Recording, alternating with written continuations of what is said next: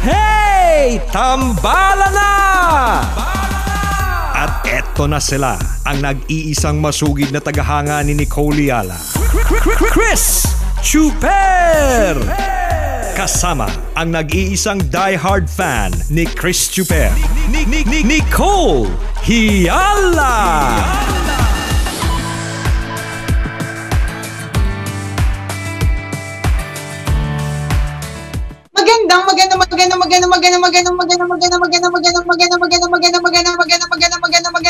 Magandang morning, Luzon, Visayas, at Mindanao, Metro and Mega Manila. Hi partner, how are you? Wow, ang galing. Dalawang Nicole Yala yung kausap ko, dalawang bibigyan nagsasalita, sabay na buka ng bibig. Ang galing. Dalawa yung mukha. Dalawa yung mukha ni Nicole Yala. May kakambal ka pala. Dalawa yung mukha nakita mo? Oo.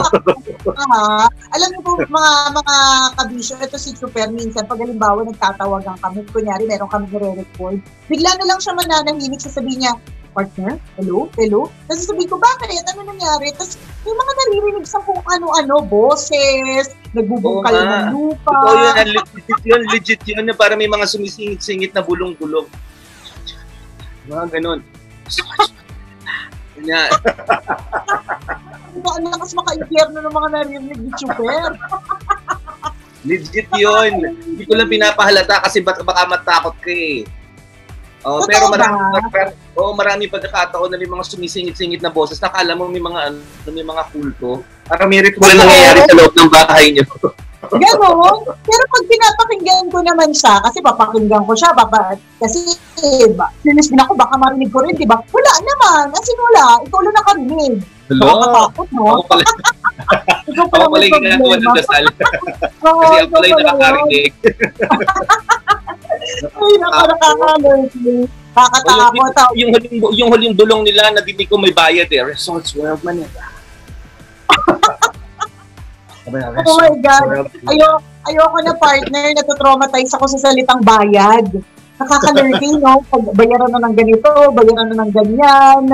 Hi! Good luck po. Alam ko po lahat po tayo mga kabiso, yan po ang eksena ng ating mga buhay. Hindi po natin alam kung paano tayo magbabayad sa mga utang. Hindi po natin alam kung paano natin maitatawid ang ating mga expenses, di ba? So, good luck lang po. Okay lang yan.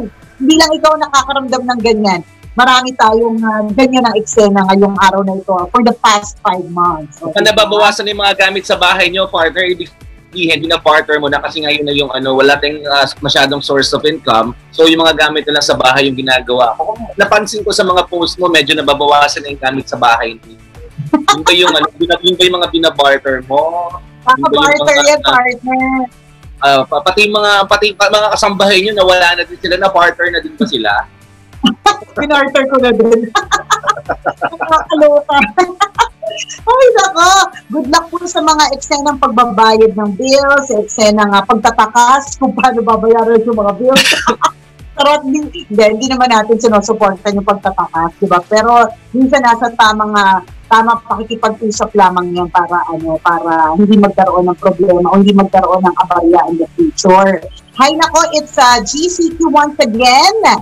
So, hindi ko naman po alam po ano ulit ang difference except that isa lang ang ibig sabihin yan. Quarantine period pa rin. Dahil quarantine period pa rin, anong ibig sabihin? Kung hindi mo naman kailangan lumabas, huwag ka nang lumabas. May virus pa rin sa madaling salita. Hindi pa rin po nawawala yung virus ko yun. Kaya mag-ingat po tayo ha. O, talagang kahit saan naman tayo magpunta, kahit anong buksan natin ng mga platforms, isa lang ang sinasabi ng mga tao sa paligid.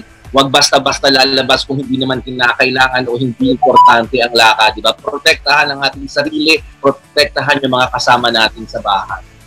Correct, Baya. Mga nakatutok sa atin ngayon, partner, si Jong Habagat Espina. Ayan, shout out from New York, USA. Okay. Ang sarap ng mga New York, USA. Michael J. Molinar ay nakatutok din sa atin ngayon. Maraming salamat. Si Anthony Partner ay nagtatanong paano daw makamove on sa traumatic experience. Paano makamove on sa traumatic experience? Alam mo, maraming mga bagay sa mundo na mahirap tayo mag-move on di ba? Lalo-lalo na pagdating sa heartbreak. Anything is traumatic Halimbawa, traumatic yung, magbigay ka ng example, ano yung meron kang trauma pa? Anong traumatic sa'yo? Para makarelate tayo. Hanggang ngayon, dala-dala ko pa rin yung trauma na yun, partner, kasi nung bata ako, sabi ko nga sa'yo, di ba, mahilig ako maglaro ng mga hayop. Yung mga alaga ng lola kong manok ko, dati, yung mga sisila, nagalit sa akin yung inahing manok. Sinabong ako, partner, magaling dumiskarte. Sa mukha ako pinagtutuka. Hanggang ngayon, dala-dala ko yung trauma na yan. Ang hirap Diba, kaya minsan pag napapanood ko yung mga video ng mga bata dun sa Facebook, yung mga inaaway ng mga manok, yung sinasabong, yung mga hinahabol ng pabo, hinahabol ng kung ano-ano. Relate na relate ako kasi ganun din ako nung bata ako. Sabi ko, ilang beses ako sinabong ng mga manok sa mukha. Kaya ganito, pinagtutuka. Ngayon, nadala-dala ko, hindi maalis every time na humaharap ako sa salamin. Naaalala ko yung panahon na ako ay sinabong ng isang manok. So, walang nga dyan sa traumatic experience mo na yan, partner, walang anong tawag dito, walang sagot? O hindi kayo pa nakapag-move na lang, acceptance ang kailangan sa lahat ng bagay. Kapag nangyari na, tanggapin mo na. Oo. Sa bagay partner, kung araw-araw naman kinakaharap mo sa salamin ito, kailangan pagtanggap na ang gawin, di ba? Tanggapin mo na nangyari ito. Hindi, pero seriously ano mang trauma ito, yun talaga yung hindi sa madali hindi namin sinasabing move on ka na dyan, hindi ikaw lang din, panahon, yung pagdarasal mo, yung faith mo in the Lord, tapos yung support system from other people, yan yung magbibigay sa iyo ng proper guidance at makakapagsabi sa iyo kung kailan ka at traumatic experience, diba? Pero ang tama ka naman sa sinabi mo, time heals all wounds. Time heals all wounds, and yes, acceptance is key. Kailangan pagtanggap na nangyari siya. Kasi kapag hindi mo matanggap na nangyari siya, yung pinag-question mo pa siya kung bakit siya nangyari, ano nga kailangan, bakit yung mga ganun ba? Doon tayo magkakaroon ng problema kapag hindi natin matanggap na nangyari ito. Diba? So, halimbawa, matutunan tayo sa mga traumatic experiences na yun, diba? Kasi yun naman ang importante. Lahat ng mga hindi maganda nangyari sa buhay natin, yun yung ang importante, kapulutan natin ng aral, kapulutan natin ng leksyon para sa susunod, diba, ma-handle natin yung sitwasyon ng mas maayos. Either hindi na tayo masasaktan or makakaiwas agad tayo sa ganung klase ng sitwasyon. Diba, mamamanage na rin natin yung emosyon natin, yung takbo ng isip natin, kasi nga natuto na tayo from that failure, from that trauma. Tama. So, it's important po na pagdasalan po natin yan kasi hindi naman talaga madali to get over a trauma. Diba? Heartbreak.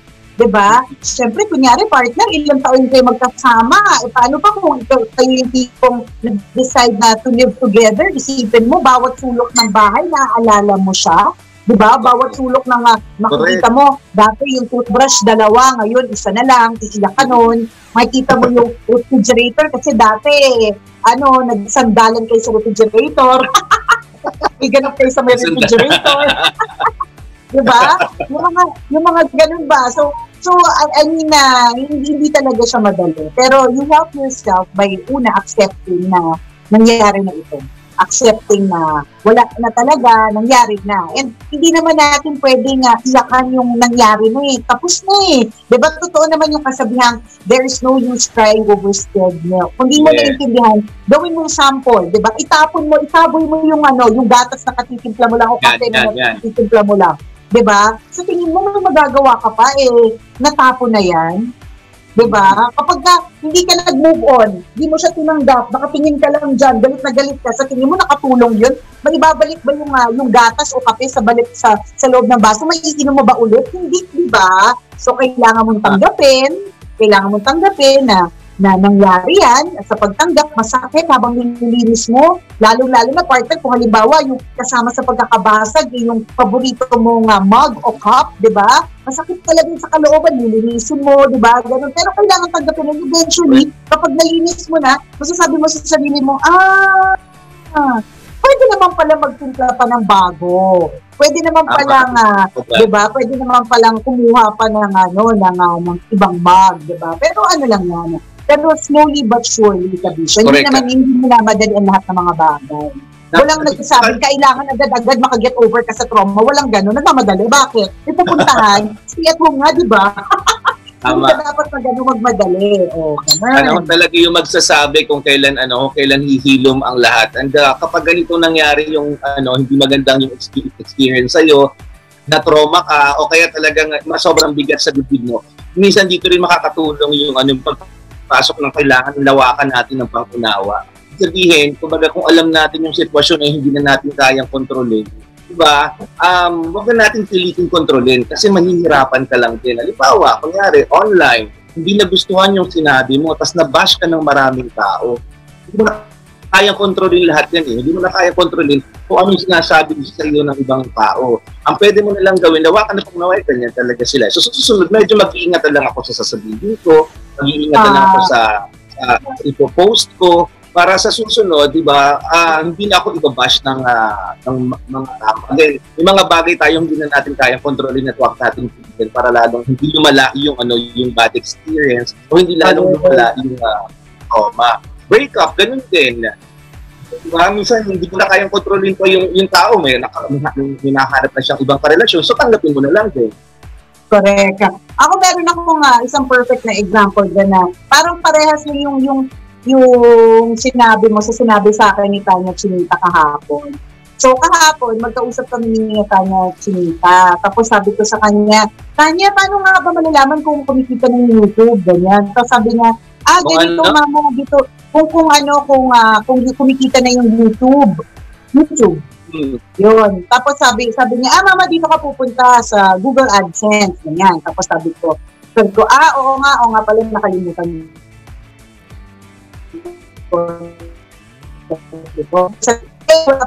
Napaparabang si Google AdSense.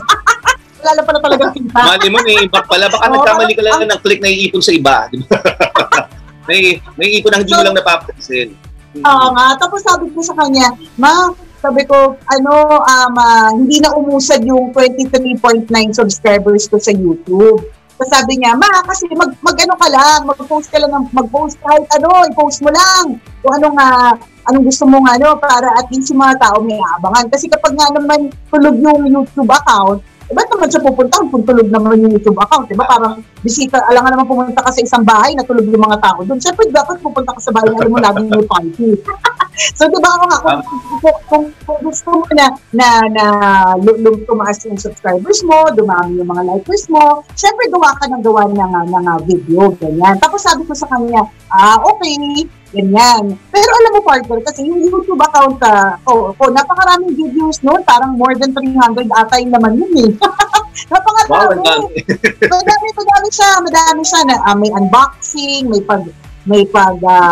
travel, merong mga prank, may mga ganong klase mga eksena. Tapos sabi ko kay Tanya, may trauma kasi ko eh. Sabi ko, may trauma kasi ako sa YouTube. So sabi niya, bakit ka may trauma, ma? Sabi ko, yung dati, yung binash ako ng mga tao, tapos, diba, yung nangyari before.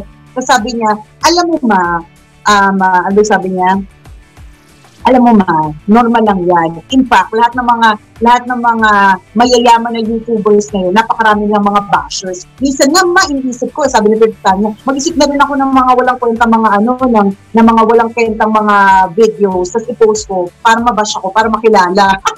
Parang gano'n. So parang lahat na basta importante, tumaas yung numbers. Di ba? Magkaroon ng maraming subscribers and viewers. Correct. Pero ang bottom line din lang talaga sa nakuha ko din is, of course, sometimes experiences are traumatizing. Pero kung halimbawang lagi kang nagde-dwell dun sa trauma na yun, naka-move forward na lahat, ikaw na lang ang hindi.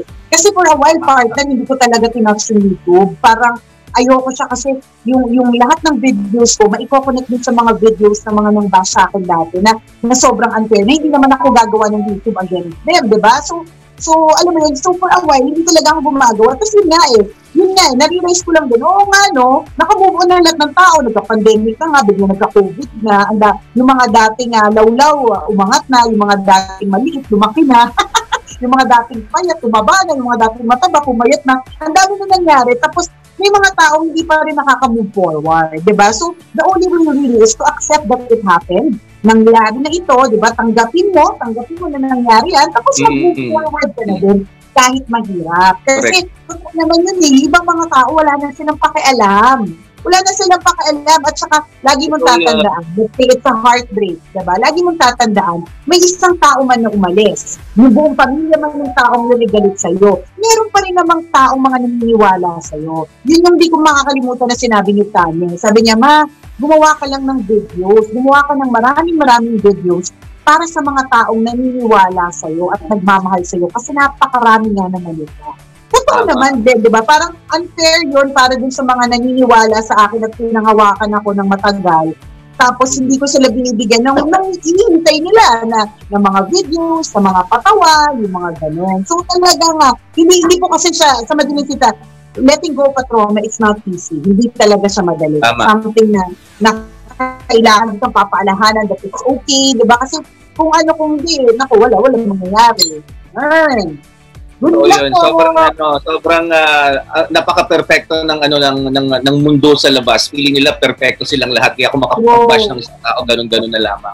So, tayo sa mga ganyan, sa mga traumatic experiences, 'di ba? Maging maingat tayo sa mga susunod na gagawin natin.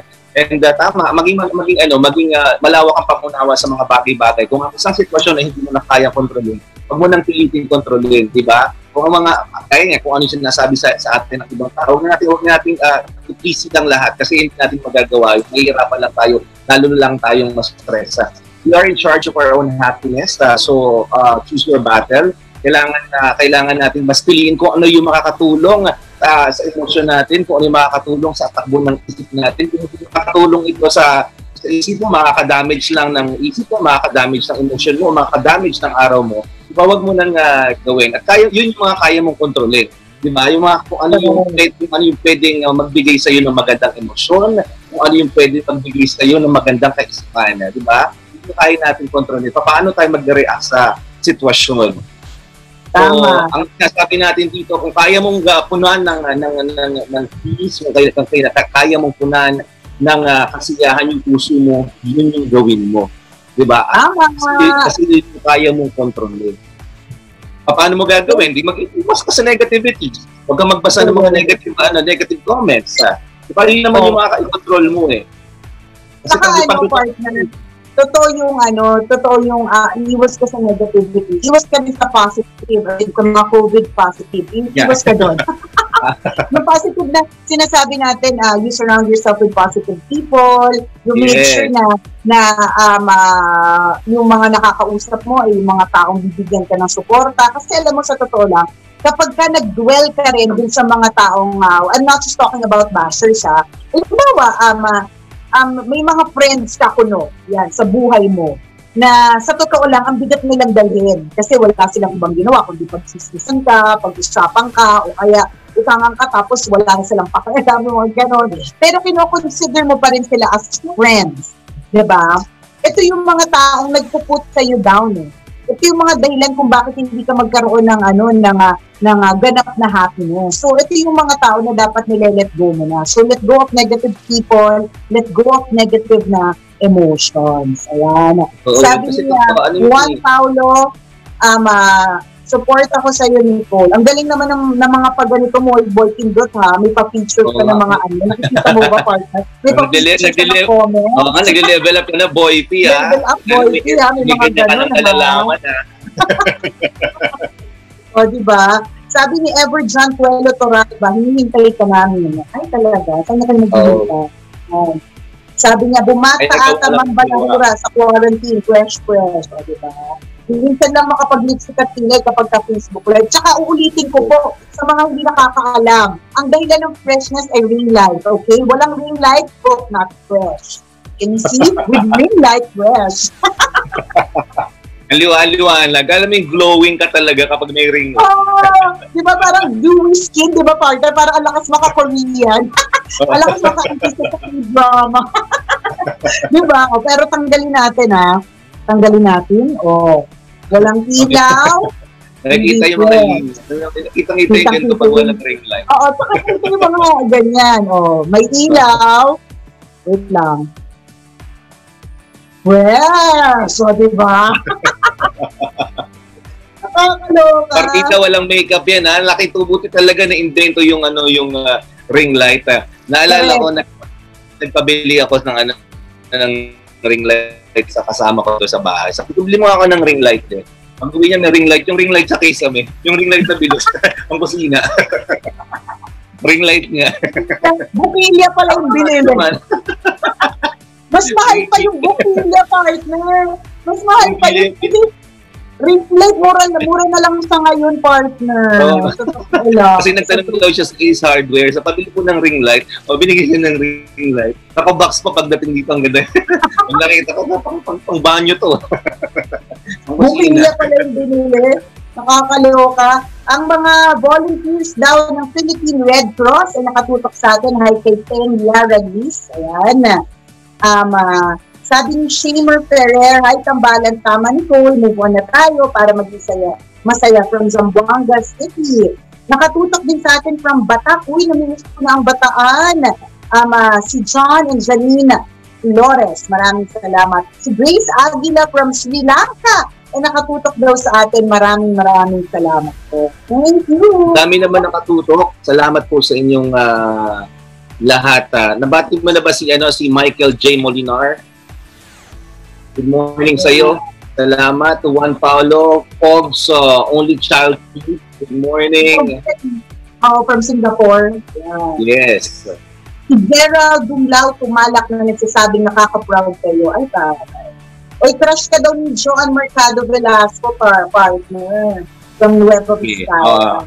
Add kita sa Facebook mamaya. Wait lang. Marot. Salamat. Bueno Perez, Neymar Garbocala, good morning. May nagtanong dito, partner, si Erickson Alba. Ask ko lang kung bakit ganon. Parang napakabilis na walay sa relationship nyo. Nang bigla-bigla lang. Wala naman ako nagawang masama. Basta bigla na lang siyang bumitaw. Most of the time, huwag ko lalaki yung gumagawa niyan sa akin eh. Never ko yung ginawa sa lalaki, yung bumitaw ako nang hindi niya alam. Lalaki yung gumawa niyan sa akin. Sa bagay, kanya-kanyang sitwasyon, alam mo, kung halimbawa ang babae ay bumitaw sa'yo ng ganon-ganon lang, kasi nga ang babae may toyo, di ba? Alakas ng toyo namin, di ba? Minsan, mabait. Ay, minsan may ganun kaming toyo, partner, na ang bait-bait namin sa'yo, sip-sip natin. Tapos biglang after 2 seconds, after 3 minutes, hindi mo alam kung ano ginawa mo masama. Kasama na ng tingin sa'yo. Tapos, galit na galit pa kami kapag hindi mo naiintindihan kung bakit kami nagagalit. May toyo nga. Ibang klase yung toyo level ninyo no? Sobrang pag binenta talaga yan, nilagay sa grocery, nilagay sa estante, sobrang benta niyan. Lakas eh. Level 9.9 eh. Not level 2.0, level 9.9. Doon sa kabinsa natin na nag-PM yan, the only way that you will find out is to talk to that person. Minsan, at saka alam mo minsan, ng mga babae, gusto lang nila kinukulit sila, pinapapili mo sa kanila na importante sila, pinapapili mo sa kanila na alam mo yon na mahalaga sila, na binibigyan mo sila ng oras, binibigyan mo sila ng time, na important para sa iyo na magkabutihan kayo. Diba? Kasi, unless, ako ito, based on experience, sabi ko nga sa mga nang iwan sa akin dati, kaya sila nang iwan, nang walang hinihoy, kasi meron silang sikretong itinatago. Meron silang sikretong itinatago na alam mo yun, na hindi pwedeng mabunyag habang kayo, yung gano'n, yun yung kailangan mong malaman. Kasi para umalis yun nang wala lang, meron yung dahilan. Unless na, yun na, sa akin, habang kayo pa, malamang meron na yung kinakalantaring iba. Humanap lang ng timing. So, feeling niya, ito yung perfect timing. Bigla na lang naglakaw. Perfect timing yung quarantine. Diba? Kasi hindi na kayo nag-uusap, wala na masyadong communication, hindi kayo nagkikita. Naku, nakahanap na yun ng dahilan. Pero ang totoo, noon pa man, meron na yung iba. Hindi ibig sabihin meron yung iba or meron yung secret. Meron yung sikreto, partner. Di ba, partner, based on experience, may jowa palang iba. Kaya biglang umalis in my life. Ay, biglang dumating yung tunay na jowa.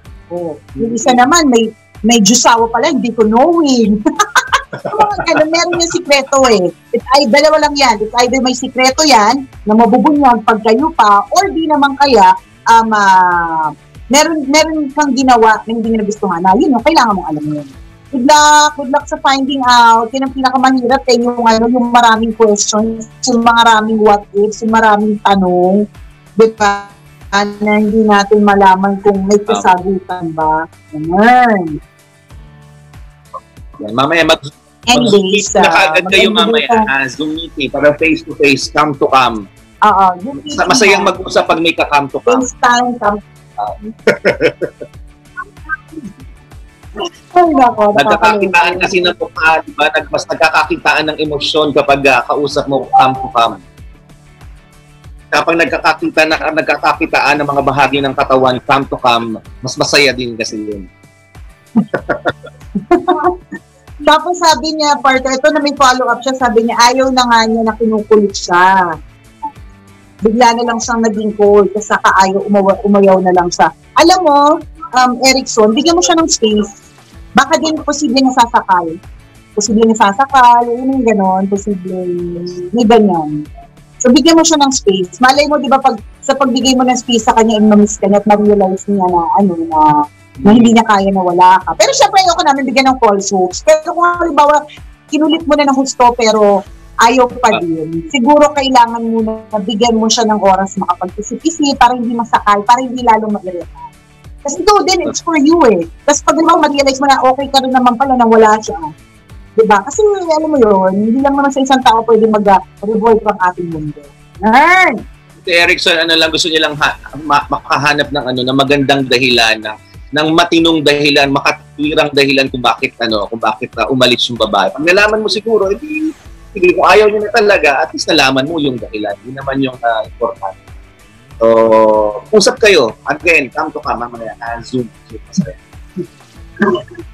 Diba? Ay, di total naman GCQ. Wear your face shield, face mask, pwede mong puntahan at least one last time. Ganun. Ang mga kabisyo natin sa Sampaloc, Manila ay nakatutok din sa atin. Maraming salamat. Tapos kanina, sa kwento ng Mahiwagang Bornay partner, binasa natin yung ang title ng kwento kanina ay Alon. Napakaganda ng kwentong ito. Tapos nag-message sa akin via IG si Joey Choco. Ayan. Nasabing siya daw yung nag-send noon at true to life story daw yun ng kanyang tito doon lumubog yung barko nila along Bermuda Triangle. Diba, natandaan mo yung kwento ng Bornay kung di nyo po napakinggan kanina. Very real yung pagkakakwento tungkol sa, yun nga, yung rescue operations, yung pagiging isang seaman. Ganun. Tapos tatanong niya kung maririnig ang replay sa FB. Sa YouTube po ng Love Radio Manila, hindi ko nga lang alam kung kailan i-post. So, i-ano niya lang po. Parang ganda lang po ito. Sabi niya, date kung kailan sa umere. Ang tabayanan niyo yung pag na-upload yun, ang ganda po ng kwento na yun, Alon. Sobrang survival yung topic doon eh. Ang galing. Ako habang pinapakinggan ko yung kwento, nag-hyperventilate nga ako eh. Nadala ako sa eksena, nadala ako sa kwento. Sige mo yun ang ganda. Ang galing ng pagkakagawa. Ang ganda ng kwento mo. Yan. So, last 2 minutes na tayo, Parto, dito sa ating Zoom. Ayan. Maraming salamat dahil kayo ay tumutok sa amin. Medyo na itawid natin, Parto, may napag-usapan tayo nang hindi tayo masyado naghahang. Ayan. Sana laging ganito and sana maging better pa in the next FB live sessions natin. So, ingat po kayo mga kabisyo ha. Again, maraming salamat sa pagtutok. Ayan, ang sikreto ng dewy skin ngayong araw na ito, ring light. Patayin ng ring light. Wala, pangit. Lagyan ng ring light. Laki ng difference. Diba? Koreana skin. Diba? So, babay ka din. Bye-bye. Sabi ko magdagdag ka pa na maraming ring light partner, gawin mong 4 para ponggang-pongga mukha ka ng mannequin na sobrang kinis. Ingat po kayo. Naghahang ka na partner, hindi na kita masyado nang naghang ka na para ka nagpapapicture ng by 2.